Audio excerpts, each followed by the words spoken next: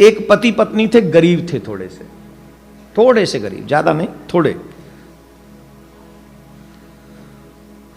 और पति थोड़ा धार्मिक प्रवृत्ति का था प्रारंभ में, और वो कहता था कि पैसा नहीं,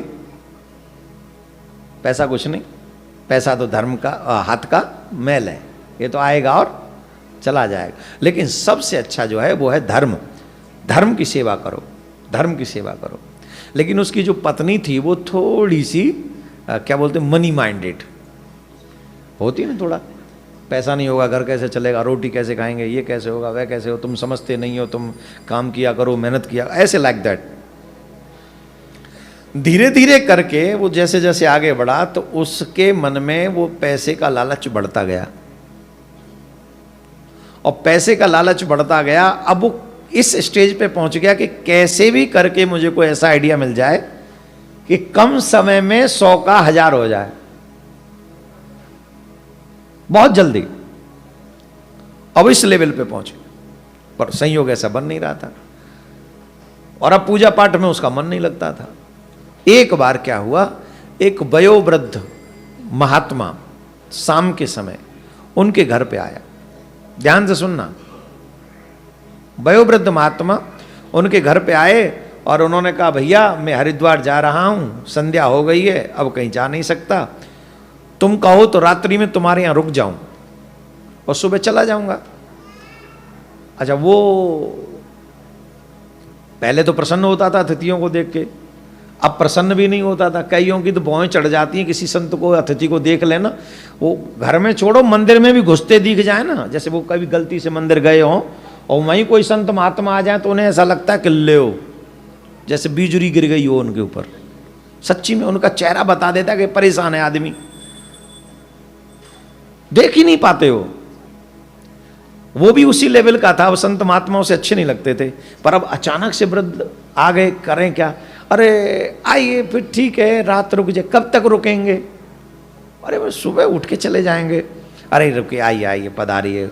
उनके चेहरे पे अपार शांति थी, तेज था, उनके मुख से पता लगता था कि वो साधारण नहीं है। बोले ठीक है आप रुक जाओ, रुक गए। तो संत ने कहा, तुम जैसा भक्त कहाँ मिलता है, आज के युग में कहाँ इतना संत सेवी कोई होता है, आजकल तो कोई अपने आने भी नहीं देता, तुम रात्रि भर मुझे रुकने के लिए कह रहे हो, बड़े अच्छे हो तुम भैया, बहुत अच्छे हो, सीधे भगवान की बड़ी कृपा है तुम्हारे ऊपर। तो अपनी प्रशंसा सुन के वो पति जो था वो थोड़ा खुश हो गया, तो जाके उसने अच्छा भोजन बनाया, पत्नी से कहा अच्छा भोजन कराओ, संत महात्मा जाएंगे हरिद्वार सुबह। तो पत्नी भी वैसी थी थोड़ी सी, ठीक है अब कह दिया तो बना देंगे, तो बना दिया। भोजन करते करते पूछा कि महाराज आप बाबा जी हो गए हो, कोई बाल गोपाल नहीं है आपके? बोले नहीं नहीं, 4 बच्चे हैं मेरे, अच्छा खासा बिजनेस है मेरा, ध्यान से सुनना, अच्छा खासा बिजनेस है मेरा, 4 बच्चे हैं, चारों बच्चों का विवाह हो गया है। अब मैंने सोचा है कि मेरा बुढ़ापा प्रारंभ हो गया है, और बुढ़ापा प्रारंभ हो गया है तो मनुष्य जीवन मिला है, अगर मैंने यात्रा नहीं की तो सब व्यर्थ है। जीवन सिर्फ धन कमाने के लिए नहीं मिला है, जीवन जब अंतिम समय पे जा रहा हो कम से कम तब तो अपने कल्याण की चिंता मनुष्य को करनी ही चाहिए। तो मैं सब त्याग चुका, सारा धन सारा संपत्ति बच्चों के हवाले करके अब मैं हरिद्वार जा रहा हूं, वहीं रहूंगा, भजन करूंगा और ठाकुर जी का नाम जपूंगा, बस। इतना बड़ा बिजनेस है सुन के उसके भी कान। उसने पूछा सब दे आए? सब दे आए, अपने बच्चों को सब दे आए, अपने लिए कुछ नहीं रखा? तो बाबा के पास में एक छड़ी थी, छड़ी समझ गए, डंडा। तो बाबा ने कहा सब नहीं दे आया, तो बोले 500 स्वर्ण की मोहरें मैं अपने साथ लेके आया हूं। किस लिए?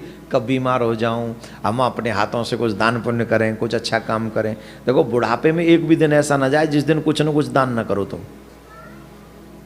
सारा पैसा कभी बच्चों को नहीं देना चाहिए, जिससे उनका जीवन चले उतना दे दो, लेकिन तुम्हें भी बुढ़ापे में अपने बच्चों के आगे हाथ न फैलाना पड़े, कम से कम इतना अपने लिए बचा के रखो।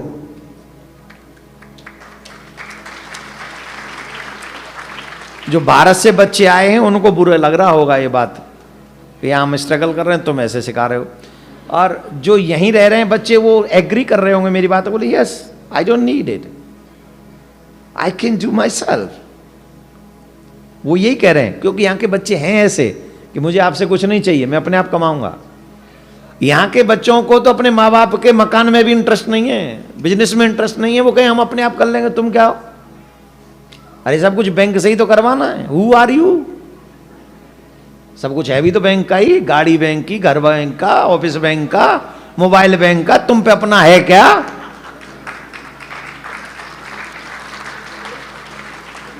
करे जाओ और भरे जाओ। अच्छा बोल, मैं ज्यादा तो नहीं कह दिया। जितनी लंबी गाड़ी में आदमी चल रहा है ना, उतना ही लंबा कर्ज है उस पर बैंक का। एम आई राइट और रॉन्ग? क्या बोलते हो उसको? मॉर्गेज। भरे जाओ भरे जाओ। खैर, पर यहां के बच्चे इतने अच्छे हैं, वो कहते हैं हमें आपका नहीं चाहिए, हम अपने आप कर लेंगे। तो उन्होंने कहा कि भाई तुम सारा बच्चों को क्यों दे के जाओगे? सारा दे दिया? बोले नहीं, मैंने अपने लिए भी रखा है। बोले कितना? बोले मैंने 500 सोने की मोहरें रखी हुई हैं, जब मैं माँ जाऊँगा, हरिद्वार जाऊँगा, कुछ दान करूँगा, कुछ भंडारा करूँगा, कुछ संतों को भोजन आदि आदि, मतलब शुभ काम करूँगा। कहाँ है वो? हैं कहाँ? तो उन्होंने कहा इस छड़ी में मैंने छुपा रखी है, 500 है। ठीक। अब वो बाबा तो सो गए। अब उस पति का पूरा ध्यान उस छड़ी पे है, और वो सोच रहा है कि अब इसका मैं क्या करूं। पर मन कह रहा है no, don't do this, this is wrong. आत्मा कह रही है गलत है, ये तुम्हें नहीं करना चाहिए। लेकिन जो लोभ का मन है ना, लोभी मन जो है, वो कह रहा है अरे ये बुढ़ा करेगा क्या, ये बुजुर्ग करेगा क्या, इसके किस काम का, मेरे काम आ जाएगा, इसके कोई काम नहीं आएगा। उसी समय उसकी पत्नी आ गई और पत्नी ने कहा क्या सोच रहे हो? सुना तो उसने भी था ना। बोले जो मैं सोच रही हूं वही तुम सोच रहे हो। बोले नहीं, ये ठीक नहीं है, हर मनुष्य को अपने कर्म का फल भोगना पड़ता है, ये ठीक नहीं है, ये मुझे नहीं करना है। बोले कुछ नहीं, इनको इतना अच्छा भोजन कराया है, दाल में घी डाल के खिलाया है, सुनने के लिए अपना बिस्तर दे दिया है, इनकी सेवा अगर करी है तो कुछ तो इनको भी चुकाना पड़ेगा। बोले देखो चोरी करना अपराध है। अरे कोई अपराध नहीं है, करेंगे क्या 500 का?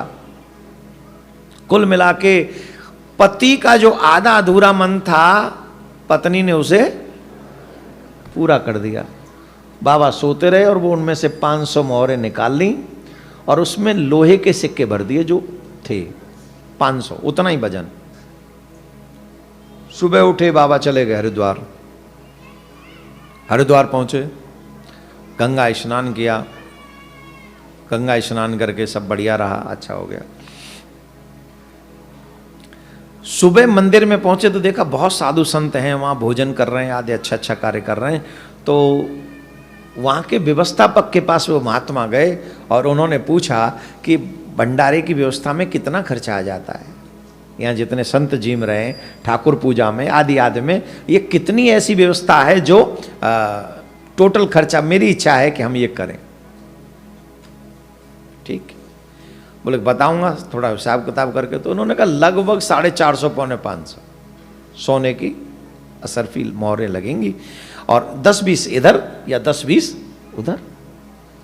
बोले कल की सेवा मेरी तरफ से है, कल की सेवा मेरी तरफ से आप करवाओ।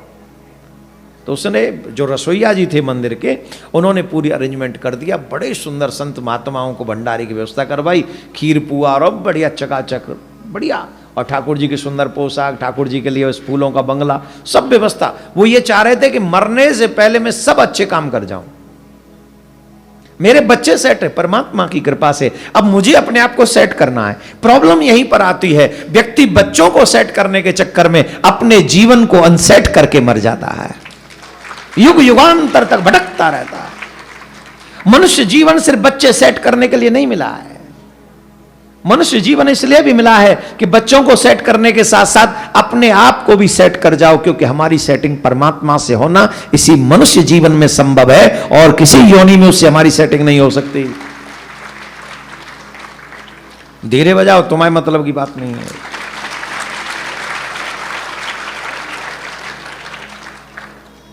तो कहते थे हम अच्छे काम करें, उन्होंने बड़ा सुंदर भंडारा किया, सब व्यवस्थाएं, बड़े बड़े साधु महात्मा आए, सब बाबा की प्रशंसा करने लगे, अरे बड़ा सुंदर व्यवस्था है भैया, अरे खूब जियो, तुम्हारा कल्याण हो, आदि आदि आदि आदि, बहुत चकाचक। अब वो सोचने लगे कि चलो मैं इनका सारा कर्ज चुका देता हूं, जो भी लगा है सेवा पूछ ली कितने की सेवा लेके चलता हूं, इतने तो है ही है जितना इन्होंने बोला था। तो वो छड़ी को खोलने के लिए गए, बोले एक बार और काउंट कर लूं, तो वो देखा तो उसमें तो सब अदृश्य था। और वो जब अदृश्य था तो उनकी दिल की धड़कन पे जो असर हुआ होगा, एकदम से इफेक्ट हुआ होगा, यू नो वेरी वेल कि क्या हुआ होगा। अब उसमें सोने की मोहरें नहीं थे, लोहे के सिक्के थे। वो कांपने लगे, वो थर थर कांप रहे थे। कांप क्यों रहे थे? कि जब इनको ये पता चलेगा कि मेरे पास धन नहीं है तो कितना बड़ा अपयश हो जाएगा। उन्होंने मेरे विश्वास पर यहां पर सारी व्यवस्था की और आज मेरे पास कुछ नहीं है।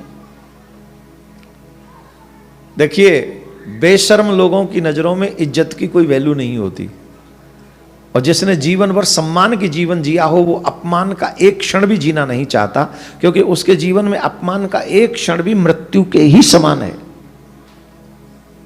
और ऐसे सम्मानी लोग मृत्यु को तो स्वीकार कर सकते हैं, अपमान को स्वीकार नहीं कर सकते। उन्होंने सोचा कि मैं अब जीवित नहीं रह सकता, और उन्होंने अपने आप के गले में फांसी का फंदा लगाया और समाप्त कर लिया अपने आप को। क्यों? मैं उनको क्या जवाब दूंगा, मैं उनसे क्या जवाब दूंगा। और शाम को जब वो मंदिर में ये व्यवस्थाएं, बात फैल गई तो वो पुजारी जी को पता चला, वो बड़े अपसेट हो गए, बड़े परेशान हो गए। अरे राम राम राम, ये क्या हो गया। अब उनको पैसे की तो चिंता नहीं थी, पर इसका तो कोई है ही नहीं, इसका अंतिम संस्कार कौन करेगा। तो स्वयं पुजारी जी ने ही उनका अंतिम संस्कार किया।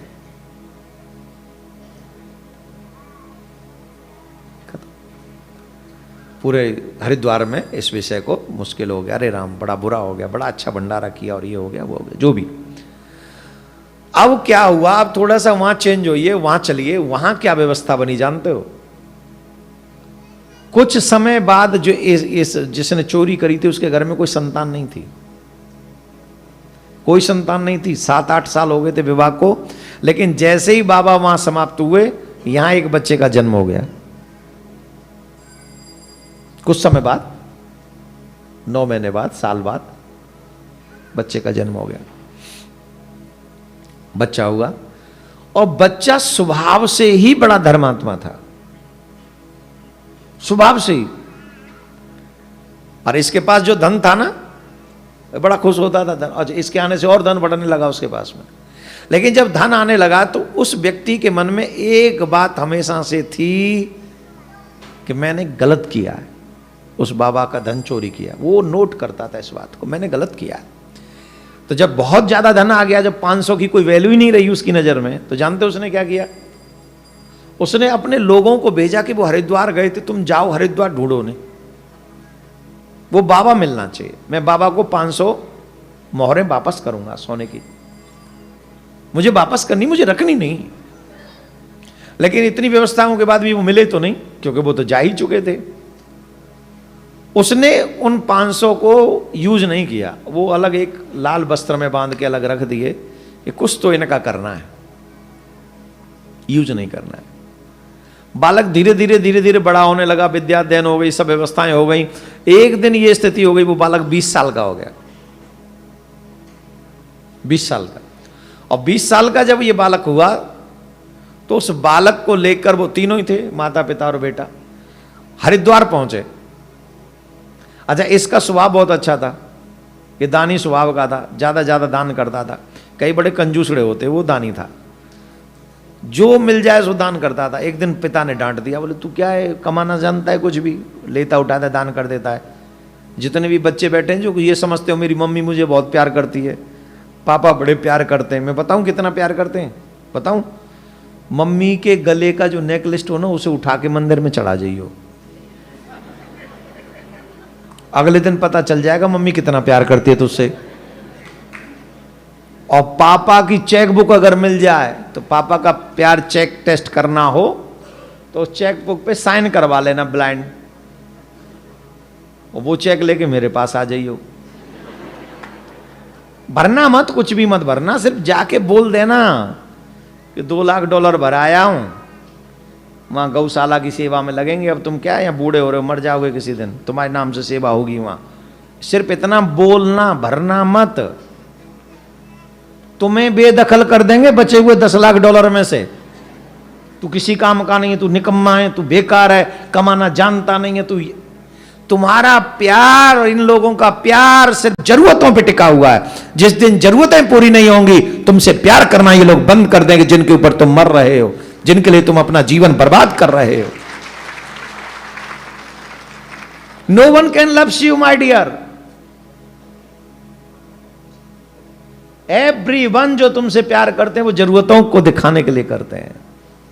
राधे राधे बोलना पड़ेगा, ऐसे देख कैसे बोल रहे, और जोर से बोलना पड़ेगा। तो ये बात हो गई। अब क्या हुआ, तो एक दिन उस बच्चे ने कहा पिताजी अगर इतना ही बुरा हूं तो मैं सब छोड़ के चला जाता हूं, तुम अपना हैंडल कर लो, मेरे से तो किसी का दुख नहीं देखा जाता। मुझे अगर भगवान ने हमें दे रखा है तो हमें दूसरों की सहायता करनी चाहिए, इसमें हमारा जा क्या रहा है। अरे हम लेके आए नहीं, हम लेके जाएंगे नहीं। और वो पिता कह रहा है हमसे पूछना कैसे कमाया है, इतना आसान नहीं है यहाँ आके कमाना, बहुत मुश्किल है। टैक्सी चला चला के सीखे हमने, पंप पे पानी भरते क्या भरते, और गैस भर भर के कराया। और स्टूडेंट लोग जो यहाँ आते हैं, ओह माय गॉड, एक तो जॉब नहीं मिलती, जॉब भी मिलती है तो रेस्टोरेंट में मिलती है, रेस्टोरेंट में भी छुप के मिलती है। इसका मतलब मैं यहाँ के जानता हूं ना सिस्टम को, कितना मुश्किल। और उसका मिसयूज करते हैं लोग, जानते हैं कि ये जॉब नहीं कर सकता, उसका भी मिसयूज करते हैं। यही कलयुग के लोग हैं जहां तुम्हारी मजबूरी का फायदा उठाया जाए। ये कलयुग के ही लोग हैं। होना उल्टा चाहिए, अरे मेरे भारत से आया है, अच्छा अच्छा अच्छा, मैं दूंगा तुझे $1 और एक्स्ट्रा दूंगा, ले मैं देता हूं कर। पर वो भावना ही नहीं है, एकदम गुठली चुसी चुचाई, एकदम जैसे आम के बाद रस चूस लो फिर गुठली चूस लो, चूस के भी उसे सुखा दो, और तब भी लगा हुआ है खींचने एक आध बाल आई जाए। और ऐसे लोग हैं, मजबूरी का फायदा उठाते। ज्यादा तो नहीं कह दिया, पर सच तो यही।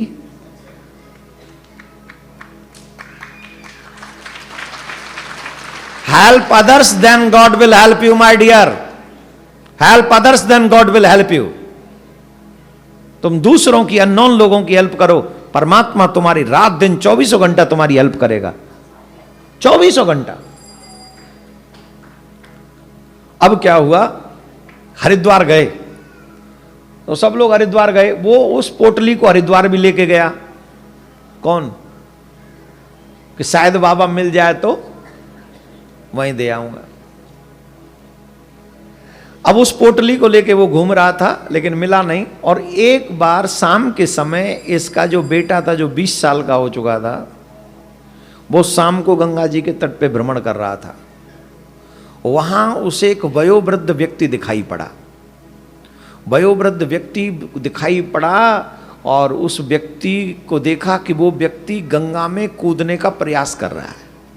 ये दौड़ के गया और उसको रोका, बोले क्या हुआ, आप तो इतने बुजुर्ग हैं, फिर आप ये प्रयास क्यों कर रहे हैं। बोले मैं मर जाना चाहता हूं। बोले क्यों मर जाना चाहते हो। परमात्मा के द्वारा दिया हुआ सबसे सुंदर ब्यूटीफुल गिफ्ट अगर कुछ है तो वो मानव जीवन है। उस मानव जीवन का एक एक क्षण अनमोल है, आप उसे मिटाना क्यों चाहते हो। बोले मैं भी जानता हूं मैं भी इस बात को जानता हूं कि अनमोल है, और मैंने भी अपना पूरा जीवन यही सोच के जिया है, पर मैं तुम्हें बता नहीं सकता, मैं बहुत विवश हूं। बोले हुआ क्या है? बोले मुझे मरना इसलिए है क्योंकि मेरे ऊपर कर्ज बहुत है। इतना कर्ज है कि मैं कर्ज न चुकाने के कारण मेरा अपमान हो जाएगा, अपयश हो रहा है, और मैं वो अपमान नहीं सह सकता, इसलिए मैं अपने प्राण त्याग रहा हूं। पूछा हुआ क्या है, कितना कर्ज होगा, मरना क्यों चाहते हो? बोले 500 सोने की असरफी मोहरे, इतना कर्ज है। अब जानते हो ये बूढ़ा बाबा कौन है? ये वो रसोईया जो बाबा के 500 रुपए का भंडारा सब किया था, वो रसोईया है। समझ में आ गई? और अब तक 20 साल से सह रहा है कि आज दूंगा कल दूंगा, आज दूंगा कल दूंगा। वो 500 अब अति हो गई, 20 साल तो अति है। तो अब सोचा कि अब मैं गंगा में कूद ही जाता हूं। तो उन्होंने कहा ओह रुको, गंगा में मत कूदो, रुको मैं अभी आता हूं। वो गया। बोले माँ बाप को बताऊंगा तो मानेंगे नहीं, और किसी की जान 500 में भी तो बचाई नहीं जा सकती। जान तो बड़ी अनमोल होती है। अगर किसी के प्राण बच जाए, वो भी हरिद्वार में बच जाए, इससे अच्छा पुण्य क्या होगा। वो दौड़ा दौड़ा गया और जाकर वो 500 जो रखे थे ना उसमें लाल वस्त्र में उठा लाया, और उठाकर वो अपने महात्मा को दे दिए। बोले लो जाओ, किसी को बताना मत। नहीं बताएं, चले गए। वो चला गया और बड़ा आशीर्वाद दिया, खुश रहो, आनंद करो, ये हो वो हो, खूब यशस्वी रहो, सब आशीर्वाद दे के वो चले गए। इस बच्चे को बचपन से एक बीमारी थी, बचपन से ही बीमारी थी, और वो बीमारी का तगड़ा स्वरूप सेम डे हो गया, और रात्रि में ही उसके प्राण निकल गए। किसके? 500 जो दे के आया है उसके, 20 साल के बच्चे के प्राण निकल गए। जब माता पिता को पता चला तो इतना बड़ा आघात लगा कि उनको हार्ट अटैक आ गया, और वो वहीं मर गए, वो भी मर गए। बच्चे की मृत्यु को सुनकर वो भी मर गए।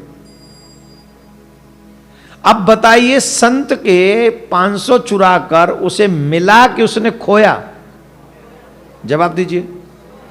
व्यक्ति के कर्म का फल उस मनुष्य को अवश्य भोगना पड़ता है, यह कभी नहीं भूलना चाहिए, कभी भी नहीं। जानते हो वो 20 साल वाला बालक कौन था? वो महात्मा ही बालक बन के आया था, और दोबारा जीवन इसलिए लिया क्योंकि उसके कर्ज चुकाना है उसका, जिसने 500 रुपए से लेके साधु सेवा कराई थी। मुक्ति भी नहीं हो सकती क्योंकि इच्छा को लेके मरा है कि मैं संतों की सेवा करूं। तो संतों की सेवा होगी कैसे? वो तो कर्ज रह गया। तो उस कर्ज को चुकाने के लिए वो दोबारा आए, बेटा बने, और उन्होंने जाके कर्ज चुकाया। और इसने चोरी का दुष्परिणाम ये हुआ कि इसने चोरी जब करी तो इसका दुष्परिणाम ये हुआ कि वो तो गया ही गया, साथ में जीवन भी चला गया, सब कुछ नष्ट हो गया, किसी काम का नहीं रहा, और युग युगांतर तक अपयश हो गया वो अलग। राधे राधे बोलना पड़ेगा। आपसे एक आग्रह कर रहे हैं हम, कभी भी किसी का हक नहीं लेना चाहिए, किसी का भी नहीं। जो मनुष्य दूसरे का हक खाता है उसे निश्चित तौर पर मिटना पड़ता है, और स्पेशली 2-3 जगह से तो बिल्कुल नहीं लेना चाहिए। किसी संत महात्मा का, ब्राह्मण विद्वान का, देवालय मंदिर का, और पूजनियों का। पूजनियों में कौन आ जाएंगे? बहन का, बेटी का, भाई का भी कभी हक नहीं खाना चाहिए। जो इनका हक खाता है वो नष्ट हो जाता है, ये हमारे शास्त्र बताते हैं, इसको हमें समझना चाहिए। राधे राधे बोलना पड़ेगा।